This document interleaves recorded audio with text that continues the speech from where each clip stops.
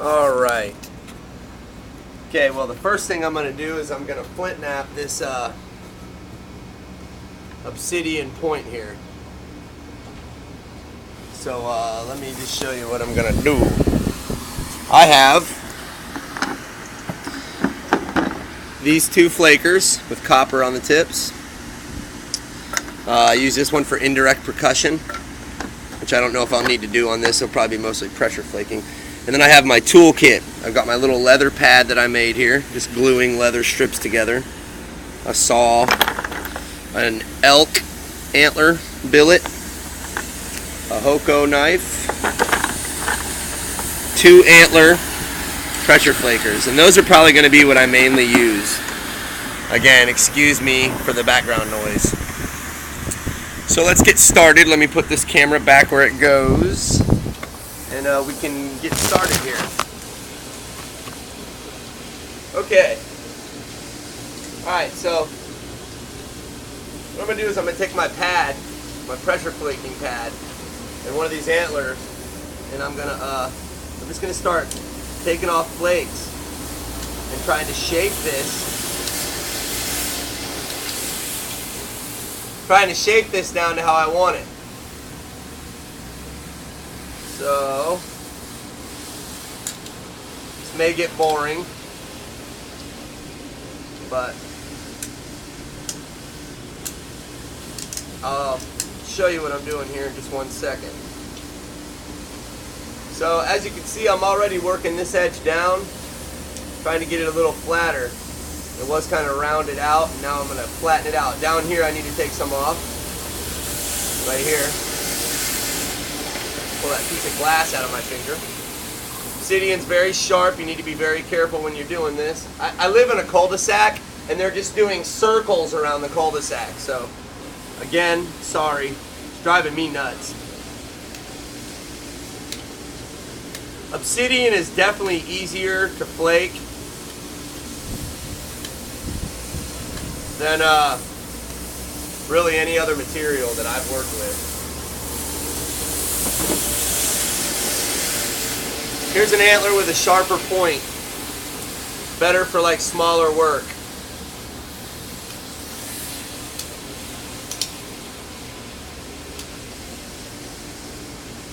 I use it a lot for like notches.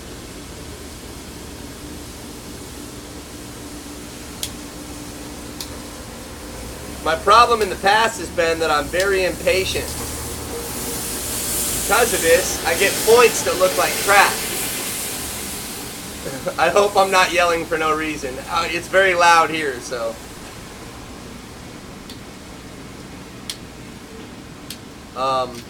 Yeah, I get points that look like crap when I try to haul butt through stuff.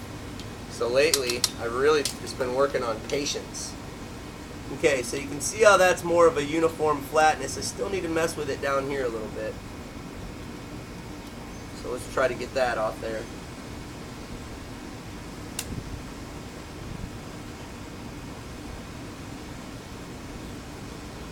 You're gonna bleed doing flint knapping, so just accept that and try to decide how much you're gonna bleed. Alright, now I've gotten that side work down pretty nice and flat. We'll say preliminary flattening has been done. I see one little area here I need to mess with.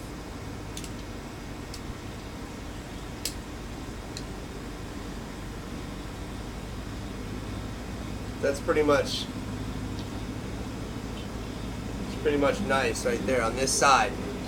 So now I'm going to do the same thing on that side.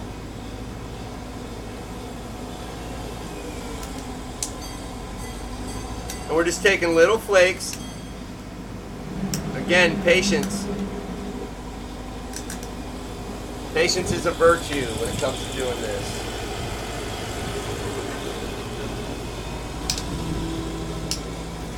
One thing I'm having trouble being patient about, I noticed, is these guys tearing up my road. There's nothing wrong with that road. I guess if they put some nice smooth asphalt, my kids can ride their bikes better or something. Got to try to find the silver lining. Okay. You can see here it's flattened out quite a bit, but I still need to take about 1/8 of an inch off right there. So that's what I'm going to do.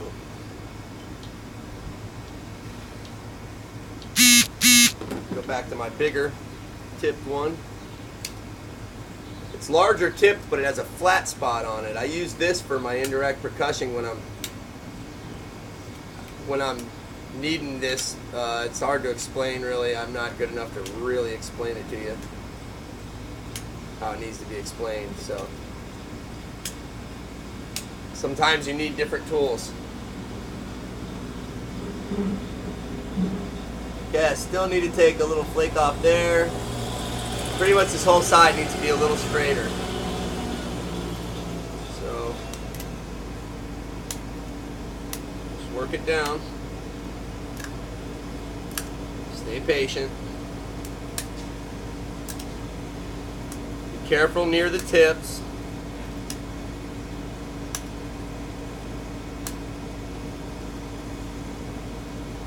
Getting kind of close here. If you'll notice, I'm flip-flopping the arrowhead back and forth. That's to keep my sharp edge in the center. And if I flake it here, the edge moves up.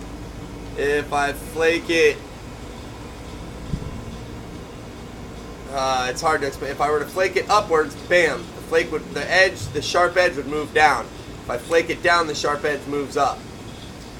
So you got to be careful with what you're doing.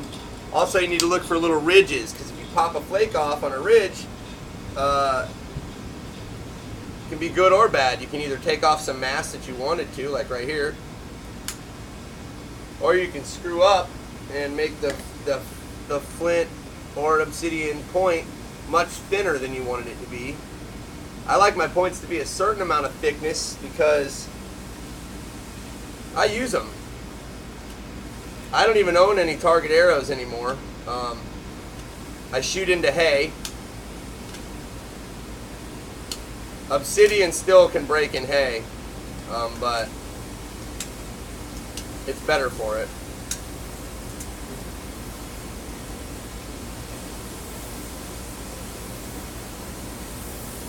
Okay, we're getting really close here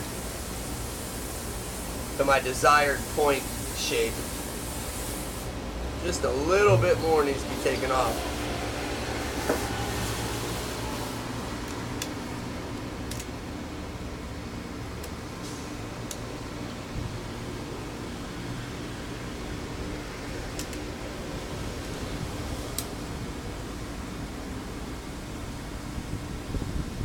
And we're about there.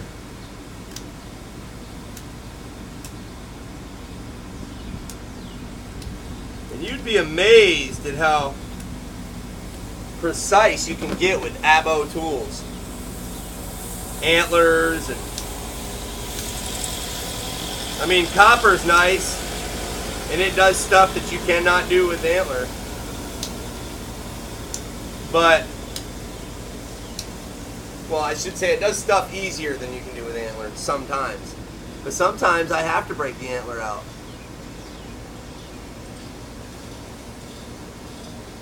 It's always good to just kind of step back and look at stuff.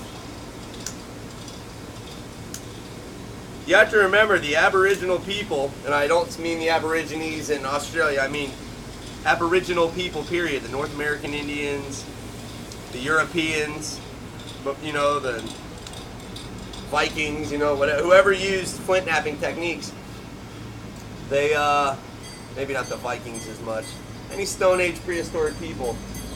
This guy's dinging bells and everything.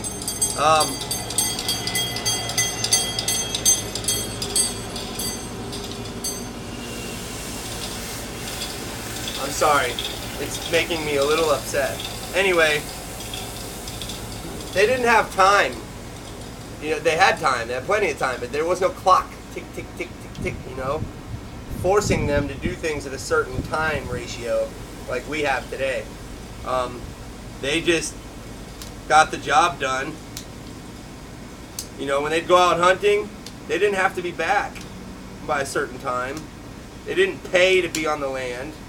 You know, it wasn't they were allowed there for 3 days, and if they didn't get their deer or their pig or whatever, tough shit, they had to go home. It wasn't like that.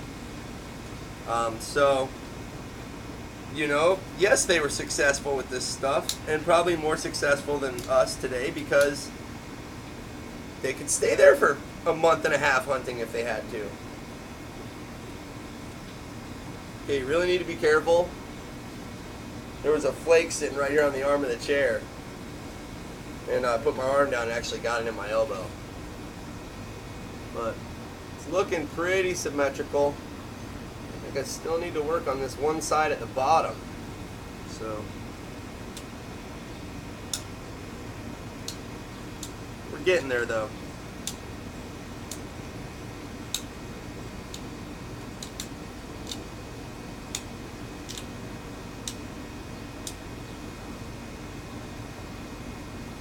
Okay, I don't know if you remember this point, how it was at the beginning, but we are a lot better. Now I do the spin test.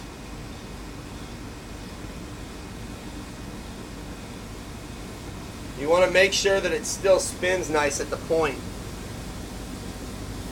because if your tip's wobbly, it's no good.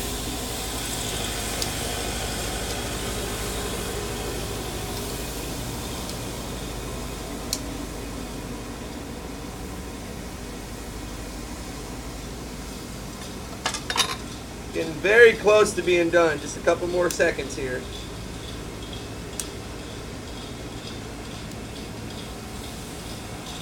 I'm more or less doing some sharpening right now.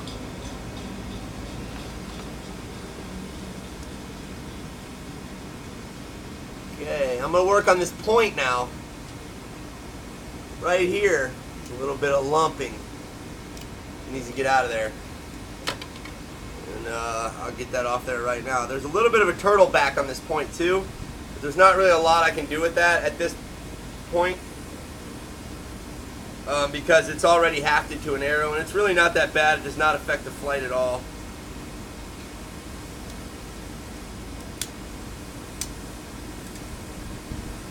Turtle backing is a lump on one side of the arrow.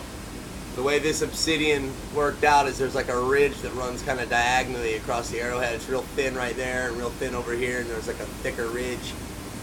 I don't make work of art arrowheads at all. Mine just fly.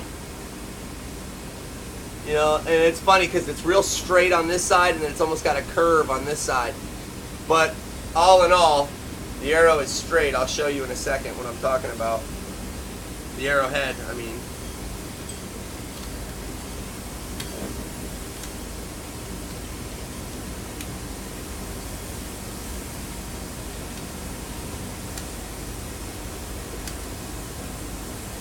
I'm getting down to the point now, and this is real tedious work. Very small flakes are being taken off.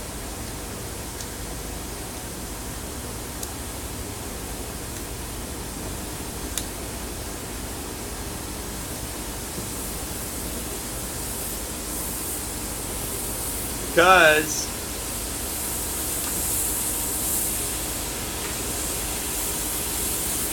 take too much here and the point's ruined.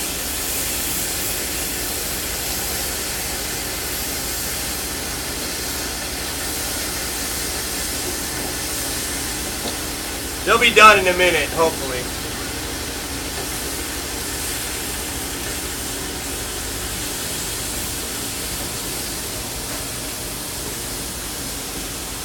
Okay. One more flake. There we go. And that's just a tiny little flake to sharpen it. I dulled it on that one edge a little. Alright, now there we have a deadly, razor sharp obsidian point. Now, if you can remember it from earlier, maybe rewind the video and go back to what it looked like a minute ago. Much better. It was very lumped out. You know, it did not look good. You like that noise? It was like this. So anyway, yeah, symmetrical points do a lot for your arrow flight. I mean, they really do. They help. Okay, now I'm going to show you what I meant by the spin. If you can watch the tip of the arrow, get to where you can see it from the side view. As I spin it, you don't want the tip to wobble. If it's not wobbling, then that means it's in a good spot. I hope I'm in frame because I really can't tell. But you see that arrowhead, the very tip of it, it's not wobbling. Some people do it like this, and they stick it here, and they spin it. And I used to not really understand that. I kind of get it now. What they do is it's a feeling thing. As they spin the arrow, if they can feel it wobble like yeah in your hand, wobble, wobble, wobble, then they can tell that it's not on point. But that kind of doesn't make sense to me in one way because you can throw the point off by doing that. So when you're hafting it, so I spin it, put the back of it on your thigh, and hold it real lightly with your left hand and brace your arm against your body so your arm doesn't move. The stiller your left hand is, the better. And then just watch that point as it wobbles. If it doesn't wobble, then you've got it hafted on nice and straight. Or if you're resharpening something, make sure that it doesn't move. If it does, you got to nap it until you get it straight. So anyway, now that point's napped, so we'll move on to the next thing that I'm going to do, which is going to be refletching this to give it longer feathers like this one. Alright, so we'll do that on the next video. I'm going to cut this short and due to memory on my phone, and we'll do that on the next video. Alright, so we'll see you in a second.